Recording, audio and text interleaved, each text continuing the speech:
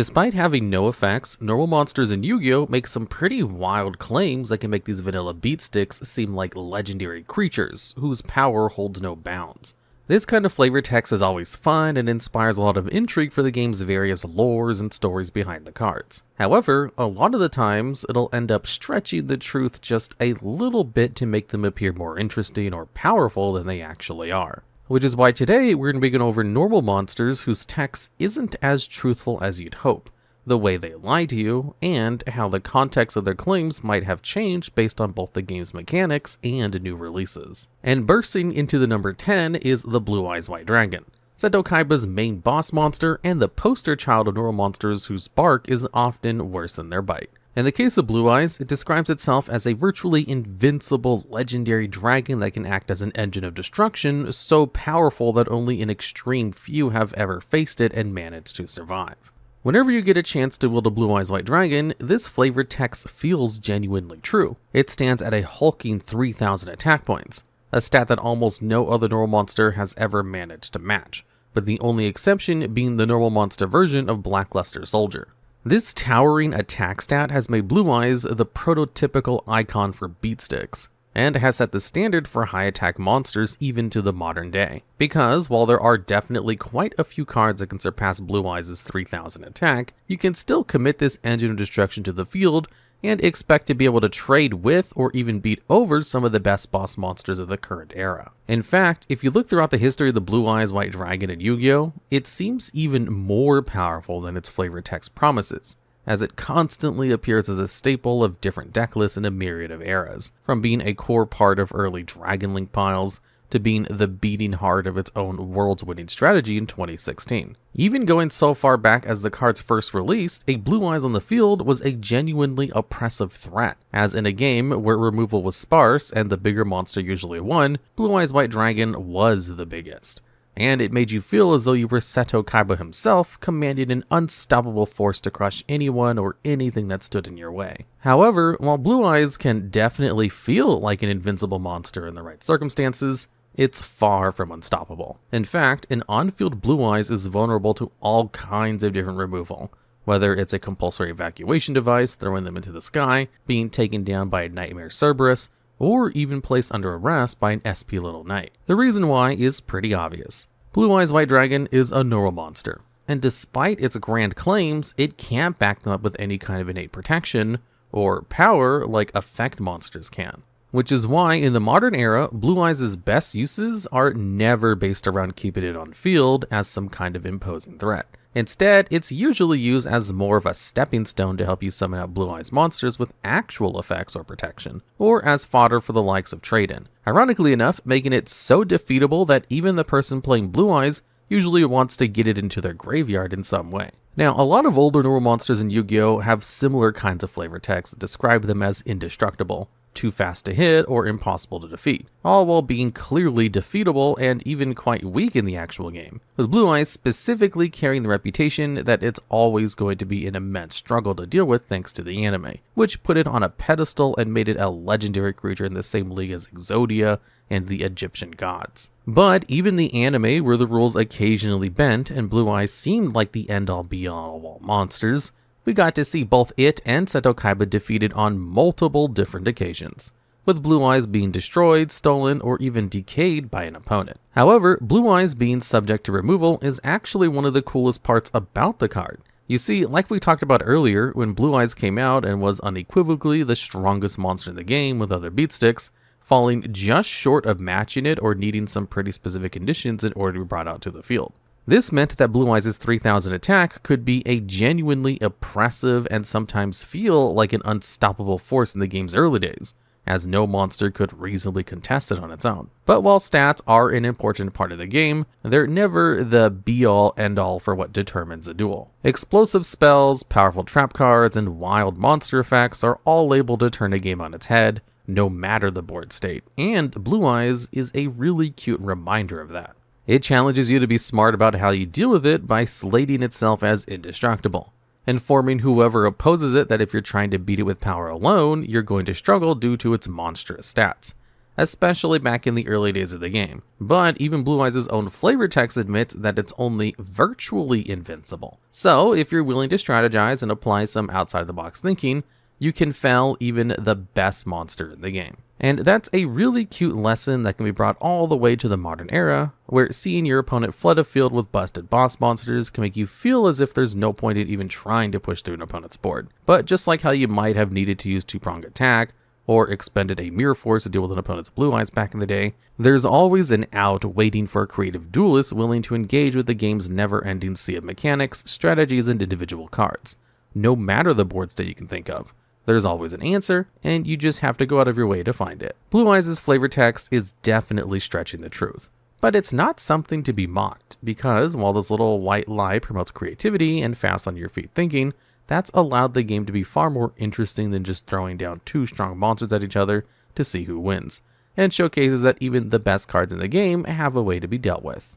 Are you ready to kick off the new year with a bang? HelloFresh's got your back. They're here to shake up your routine with nutritious and delicious recipes. And they're throwing in a sweet bonus. Free breakfast for life. That's right, one tasty breakfast item included in every HelloFresh box as long as you stay subscribed. Imagine starting your day with something amazing without even leaving the house. Plus, HelloFresh makes your wellness journey so easy with their biggest menu yet. Over 50 dinner options every week and tons of market items to fit any lifestyle. Whether you're going calorie smart, protein smart, or just want something downright delicious, they've got something for you. And honestly, what sold me was how much time it saves. I love cooking, but planning meals? Not so much. With HelloFresh, everything arrives pre-portioned, fresh, and right at my door. No stress, no waste, just amazing food.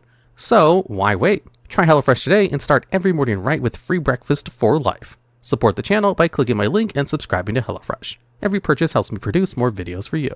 Eyeing up the number 9 spot on this list is Illusionist Faceless Mage, a monster whose flavor text has actually been truthful up until somewhat recently. Based on its text, Illusionist Faceless Mage is able to manipulate opponents and their attacks specifically by using the power of illusions. We got to see the strength behind Illusionist Faceless Mage's illusions back during the early days of the anime and the Duelist manga, where Maximilian Pegasus, the creator of Duel Monsters, wielded it against Yugimoto in their very first face-off, where Faceless Mage's manipulations was put against Yugi's ace monster, Dark Magician. Now, given the stat disparity between the two monsters, in the actual game, there's rarely ever going to be a situation where the right play is to try your luck with a 1200 attack Faceless Mage into your opponent's 2500 attack Ultimate Wizard. But in the early days of the manga, the game's mechanics still weren't fully fleshed out, and so there's a few really interesting quirks that never got the chance to make it to the actual game. And one of these was a Pokemon-like type chart for the types of magic certain monsters use. Dark magic beats white magic beats demon and devil magic, and that beats illusion, while illusion is specifically strong against dark magic. This made Pegasus's play quite smart, as it meant that Illusionist Faceless Mage was capable of surviving dark magic's attack, so he could apply the magic of Eye of Illusion and turn Yugi's own ace monster against him. But eagle-eyed viewers might have noticed something strange about Illusionist's Faceless Mage. It's not an illusion at all, it's just a regular spellcaster with virtually no synergy with the most illusion-based strategies, due to its poor typing and lack of a beneficial effect. And that leaves us with an important question. Why is a monster that was one of the first examples of illusions we saw that specifically uses the powers of illusions not an illusion monster? Well, the explanation is actually simple. You see, like we talked about earlier, there were a ton of concepts in the manga that, while really fun, never came to fruition in the actual game. And when the magic alignment quadrilateral was left behind, so too were the unique types contained within it,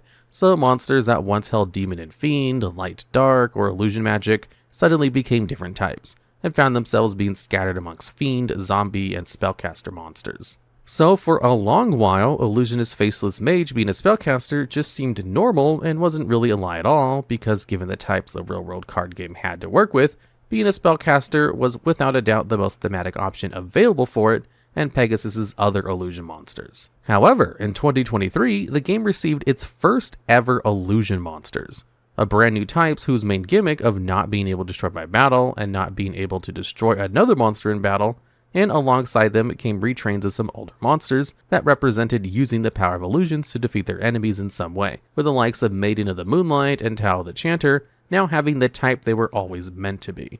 So you would think this would be the perfect opportunity for a new version of Illusionist Faceless Mage to shine to represent the game's earlier illusions in the modern era, just like how it had first introduced illusions in the manga. But we never received callbacks to any of Pegasus's illusions. The closest we have to what Faceless Mage should be is the more modern retrain in Illusionist Faceless Magician, a card designed to support relinquished decks that notably features the Eye of Wretched in its artwork like all other illusions. But unfortunately for Faceless Magician, it released well before the illusion typing was introduced, keeping Faceless Mage and its retrain stuck as a spellcaster with no elusive power. However, with all of that being said, while Illusionist Faceless Mage isn't natively the type it should be, there is still one way for it to be able to use the power of illusion. Eye of Illusion is a quick play spell made as a callback to Yu-Gi and Pegasus' first duel that works with either an illusion monster or a spellcaster monster, allowing Illusionist Faceless Mage to genuinely wield illusionary powers, even if only for a moment.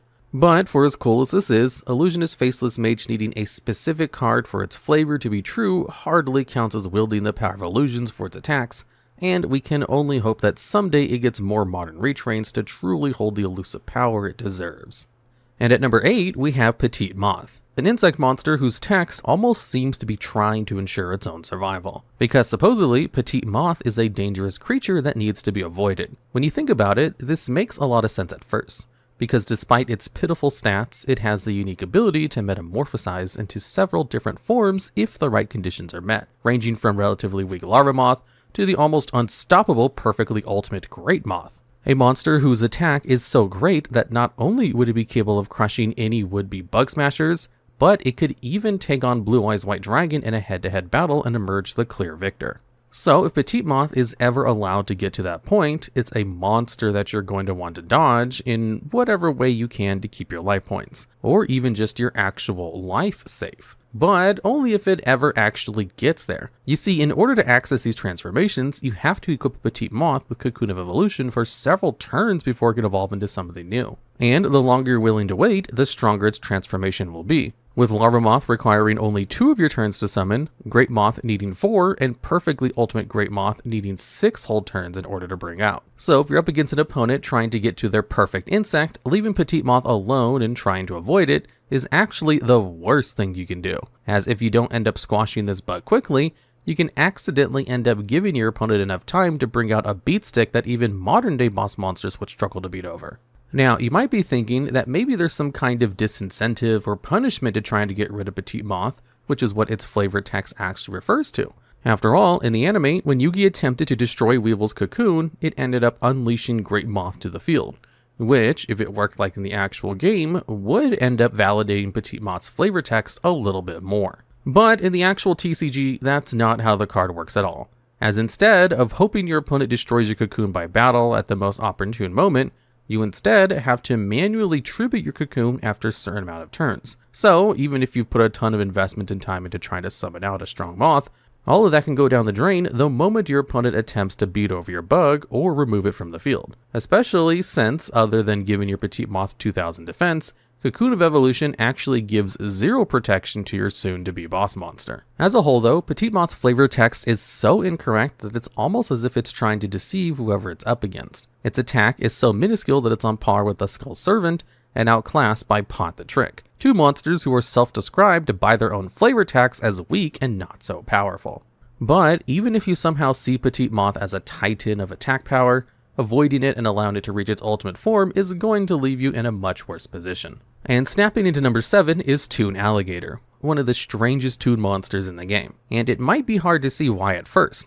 Toon Alligator is just a regular normal monster with some pretty mediocre stats, and aesthetically speaking, it's a great match for other toon cards, which makes sense given its flavor text.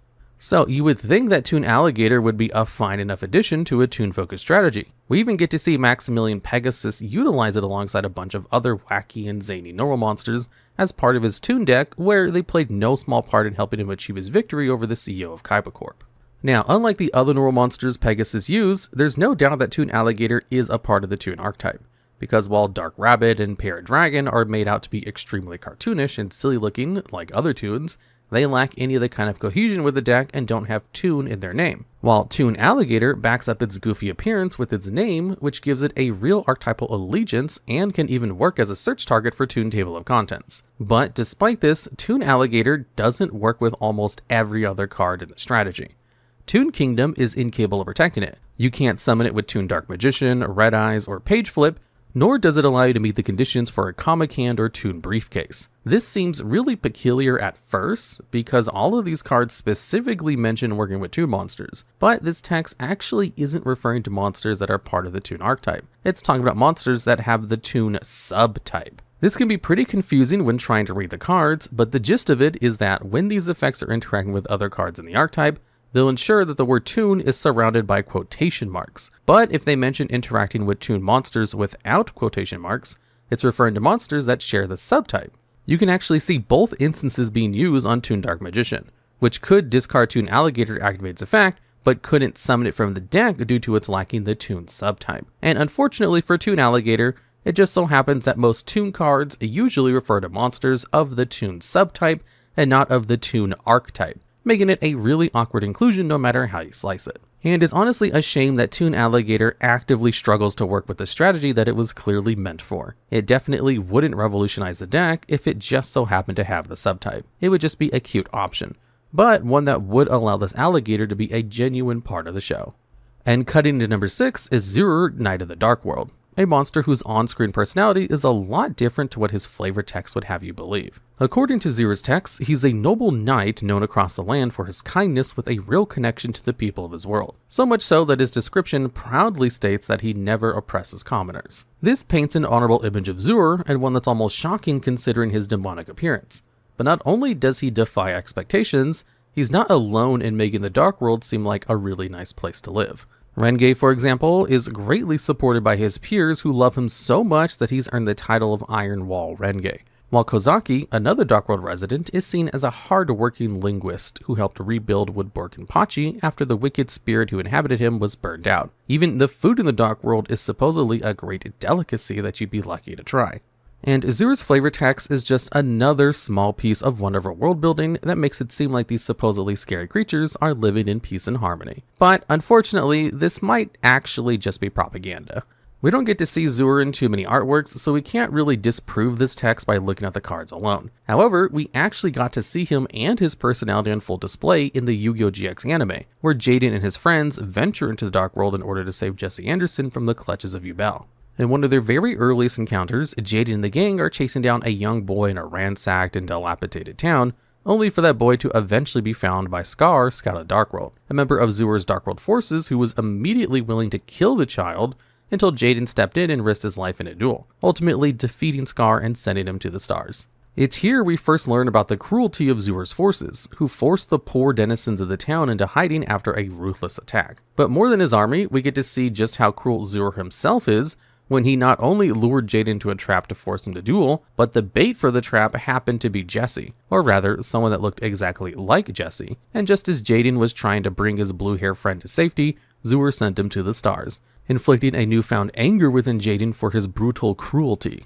And this isn't even the worst thing Zure has done. Even in death, he managed to find a way to spite Jaden and spread more evil. Quite literally, as he transformed into a number of different pearls representing different negative emotions, which were then absorbed into every one of Jaden's friends so that they could eventually be used as sacrifices in order for Braun, the Mad King of Dark World, to create super polymerization. An act so dastardly and so vile that it led to Jaden's eventual breakdown and put him onto the path of becoming the Supreme King after his duel against Braun. Now, it could very well be that Zure usually isn't like this, that he was being influenced by the powers of Yubel or Braun and made to do evil acts that he would never have done otherwise. But no matter how you slice it, Zure's main goal in the anime was to be an evil and cruel leader, one whose name would never be spoken with joy, only spite and lament. And swimming into number 5 is the 7-colored fish, one of the game's earliest and most iconic easy-to-summon beat sticks. According to its flavor text, 7-colored fish is a rare creature, and one that's managed to escape ever being caught by mortal men, giving the card an almost legendary aura about it. And back in the day on the playground, 7-colored fish genuinely felt like it lived up to this status. At an impressive 1800 attack, very few easily summonable monsters back in 2002 could even compare to it, let alone beat over it.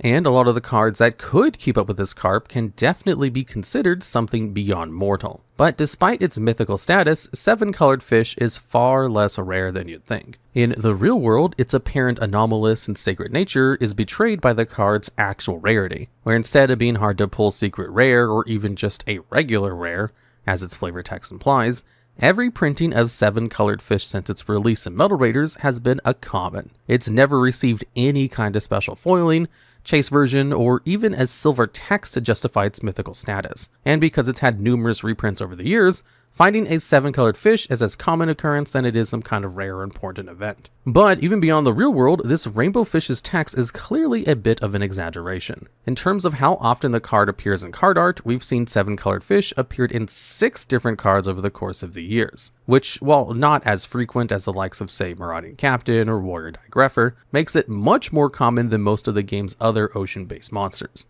ironically making the likes of Yugioh and Slime Toad far more of a fabled sight. But things get even stranger for this rainbow fish when you realize that its flavor text doesn't contain just one lie, it has 2, because as well as its rarity, 7-colored fish also tells us that it apparently has never been caught by mortal hands. And if we look at the card arts we saw earlier, we actually see 2 instances where it's been caught and in the process being sold on some kind of market in both fish and swaps, as well as in the background of single purchase. Now, there are 2 main ways that we can try and define the word mortal in 7-colored fish's flavor text. The first is that a mortal is any kind of creature that's subject to dying. But if we run with this definition, then 7-colored fish is still lying, as we know that the goblins featured in single purchase are capable of becoming zombies, a creature returned to from death. So, for 7-colored fish to have any semblance of truth to it, it would need to work with the other definition of mortal, which is specifically a human being. But unfortunately for this multicolored fish's legend, the hands in fish and swaps are strikingly and clearly those of mortal men. Mortal men, at least, who seem to value 7-colored fish quite a bit, given that they're willing to pay 2 gold coins for it, the same price as the statue of Felgrand in trade-in. But given the knife on the table, it's likely that they're not paying for its collector value. There may have once been a time where 7-colored fish, despite its common rarity, was actually as mythical as its flavor text would have you believe. If you were on the playground beating over your opponent's Celtic Guardian and Skull Red Bird, it probably felt like a truly legendary creature. But it seems like monsters of the modern era have gotten a lot more crafty with their fishing techniques, as now this once legendary fish is now seen as sushi. And checking things out at number 4 is Mekk-Knight Avram, a retrain of Arum after inheriting the powers of Mekk-Knight Blue Sky to take on the now corrupt Ibli. But you might not know that if you're only aware of Avram's flavor text in the TCG, which simply has him declaring his newfound strength with a strong and boisterous "check this out." Being able to stand so proudly in this particular moment showcases Avram's steeled resolve. It's a triumph cry that, despite everything that's happened and all of the harsh tragedies he's had to endure, he's still standing as a hero that's willing to fight to save the world and stave off Lee's corruption and thirst for power by keeping Blue Sky's gem and the Power of the World Legacy key out of her grip. But for as heroic as this moment appears, it actually never happened. Or rather, the events leading up to Avram's declaration definitely happened, and there's no denying his stance holds gravity. But as far as we know, Aram never actually said, "check this out." At least not in the original telling of the World Legacy storyline. Because in the OCG, Avram's text is actually a poignant poem that recaps the events that took place to create Aram in his current form, and describes Blue Sky's noble sacrifice and choice in entrusting the fate of the world and his will to Avram, leaving the hero to stand solemnly with the world key that has now transformed into a pair of blades to take on Ibli. Here's the full poem for reference. "The hero who defends the light of the stars must destroy the darkness of the illusory world, and entrust his power to the Chosen One. The will inherited by the Chalice of the Stars will become a new key, and become the sword that cuts down darkness." As you can see, there's no boastful victory being proclaimed in this poem, because this succession isn't one of happy-go-lucky heroism or a fun power-up. It's a genuinely harrowing moment for our heroes.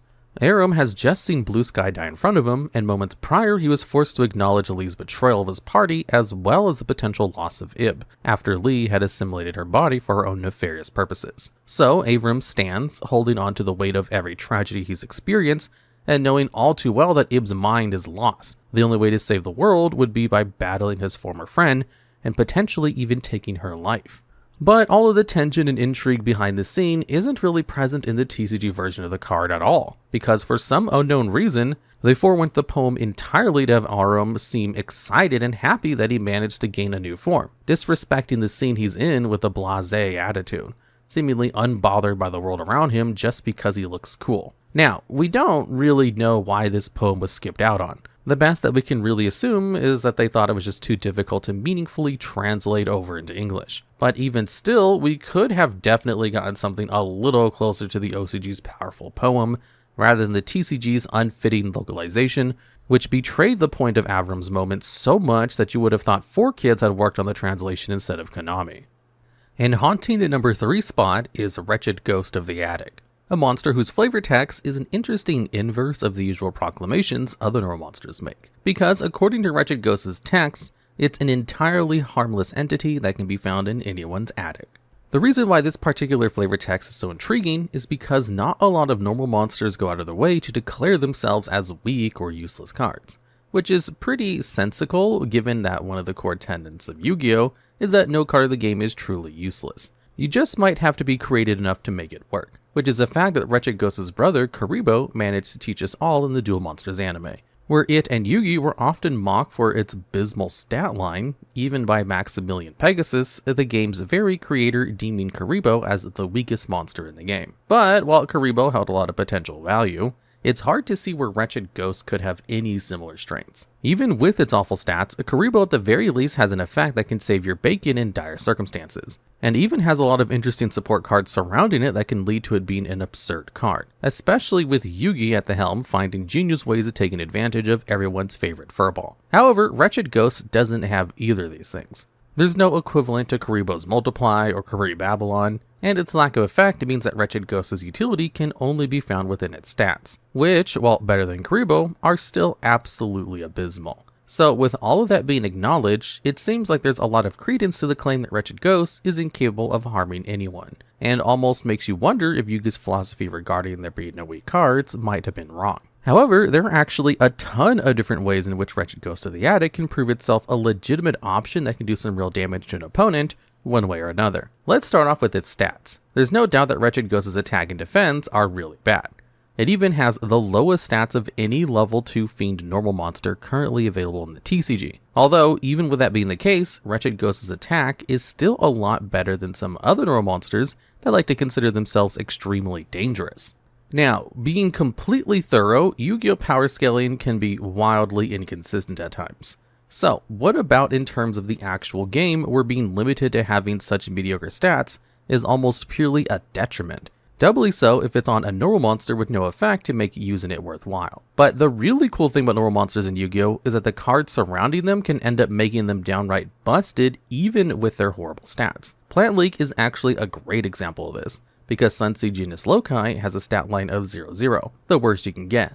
But due to the surrounding Sunvine cards being absolutely stellar, you can generate a whole bunch of free materials from just a single Loci. And you're not just limited to Loci either, as there's a lot of generic normal monster support that you can use to take advantage of your favorite yellow cards. From something as simple as Unexpected Die getting you a free body, to an expansive Primite engine to get you that same body while also letting you benefit from a whole host of cute bonus effects, with the likes of Primate Howl actually getting stronger the lower your monster's attack. The Primate engine alongside your normal monster of choice can help out a ton of different strategies.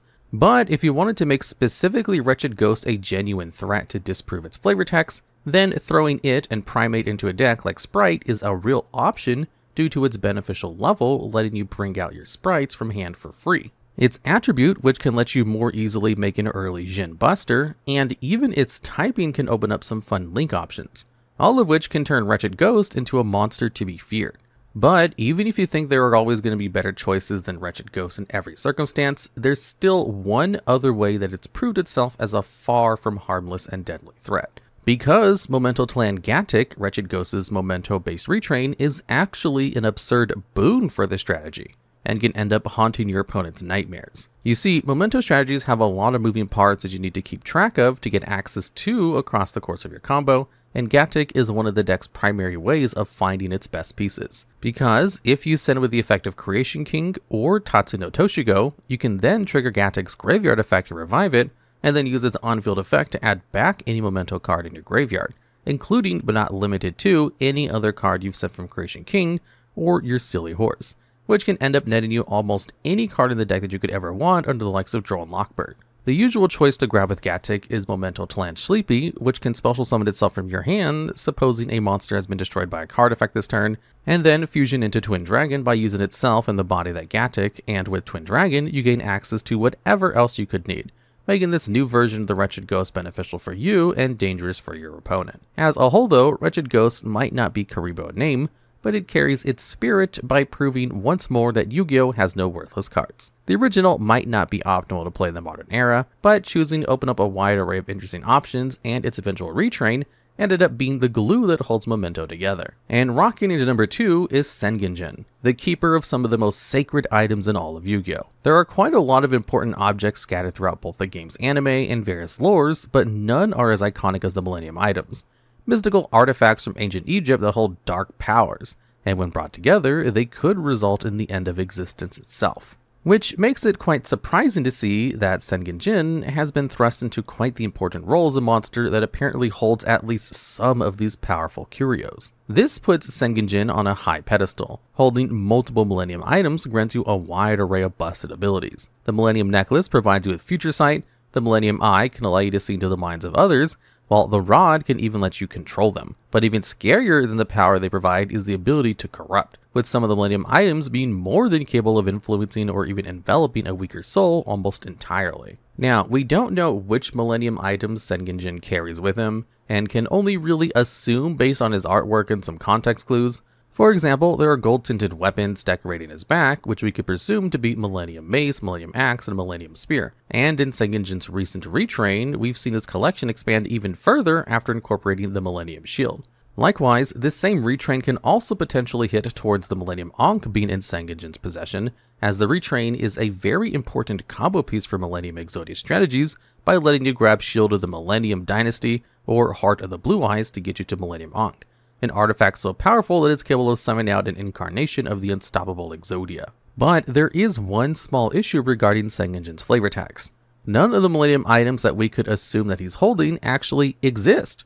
Or rather, they aren't Millennium items in the way that we'd presume. You see, the Millennium items aren't just referring to a collection of ancient objects that happen to contain mystical powers. Instead, there's a specific set of 7 items that were made with the use of the Millennium Spellbook by Akhenaten, the brother of Atem's father, who was willing to massacre the entirety of the Kul Elna village in order to obtain the 99 human souls necessary to facilitate their creation. This horrific act set off a chain of dominoes that, even beyond their unique magic, made the Millennium items pivotal in Yu-Gi-Oh's history, as this violence not only birthed Bakura's hatred towards Atem's father for decreeing that his village be massacred, but the creation of the items was also the thing to awaken Zorg, a being of pure evil that wished to plunge the world into darkness, who in the original timeline was only stopped after Pharaoh Atem sacrificed himself and placed a part of his soul alongside a part of Zork within the Millennium Puzzle, while Zork placed another piece of his own soul in the Millennium Ring, with the promise that if the Millennium items were ever brought together once again,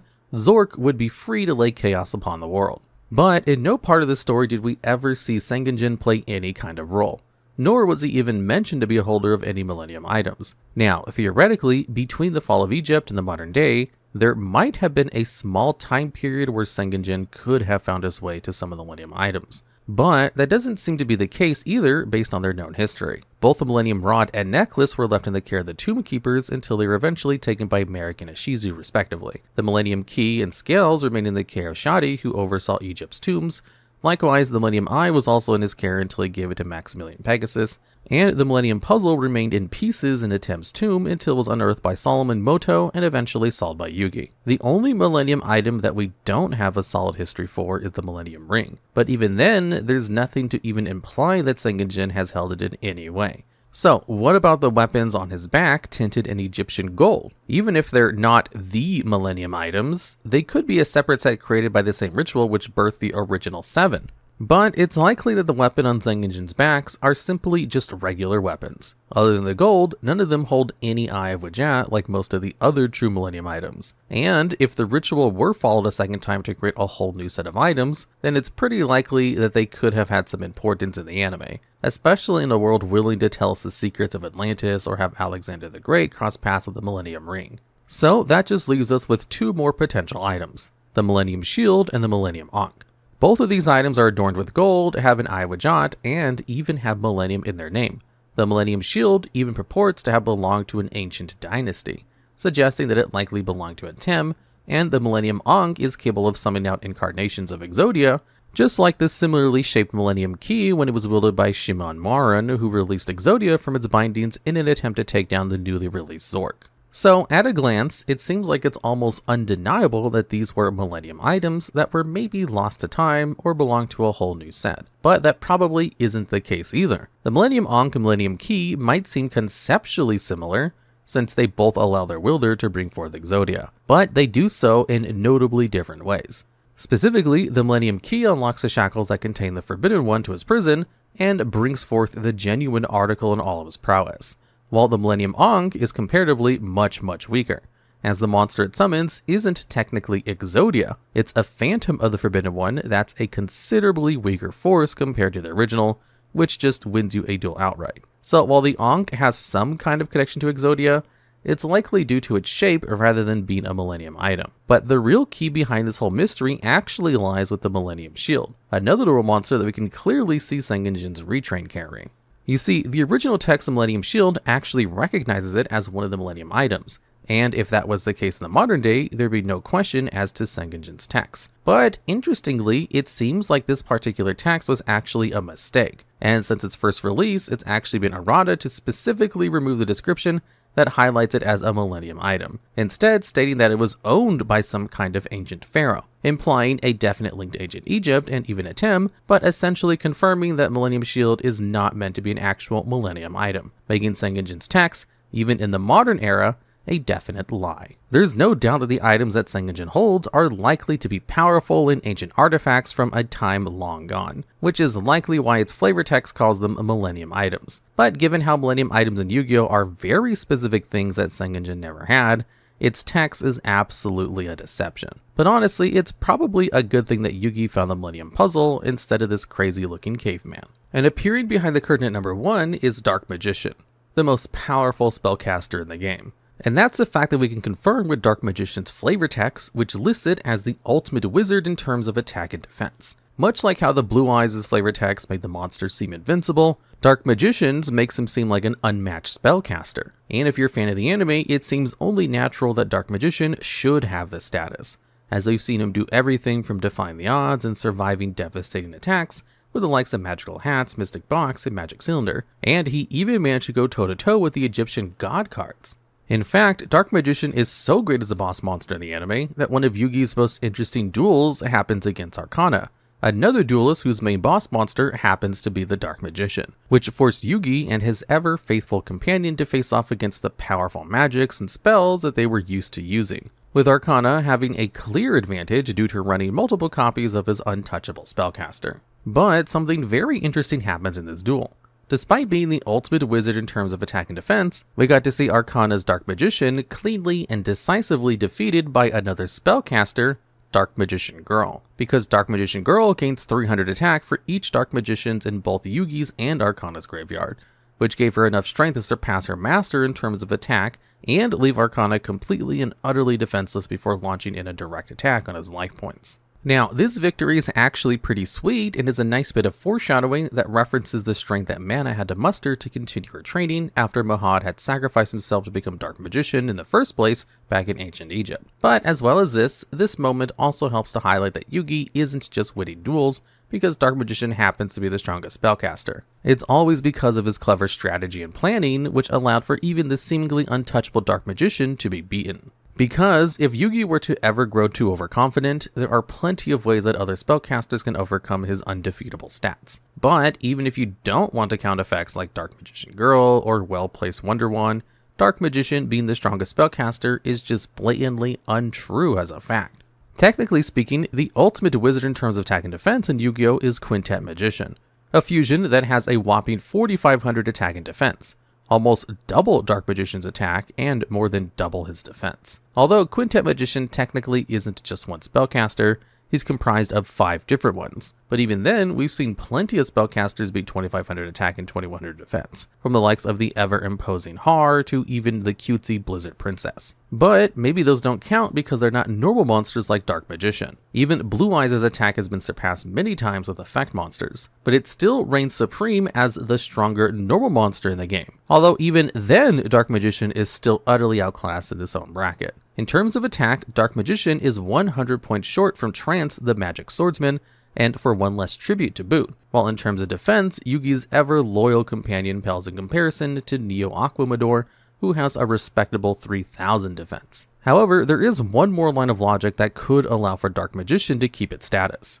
Its text specifically states that it's the ultimate wizard in terms of attack and defense, which means it holds the strongest proficiency in both skills compared to any other normal spellcaster in the game, which could put it firmly in the #1 spot, if it wasn't for another dark magic wielding spellcaster monster, Cosmo Queen, standing at an absurd 2,900 attack and 2,450 defense, well above both of Dark Magician's original stats. So even if we keep moving the goalposts and try to find new technicalities, Dark Magician is just never going to be the ultimate wizard that the anime and its flavor text made it seem to be. But that's honestly fine. Dark Magician is a monster that's meant to be transcended. Just like how Mana grew stronger from Ahad's death, and how Yugi managed to defeat Atem to prove that he could face the struggles of the world alone. Likewise, Dark Magician can rest knowing that even though he's never going to be an unstoppable monster, the next generation of Yu-Gi-Oh! Is in safe hands. Thanks to HelloFresh for sponsoring today's video. Go to HelloFresh_TheDuelLogs and use my code DuelJan10 and receive 10 free meals plus free breakfast for life. 1 free breakfast item per box while subscription is active if you're in the US.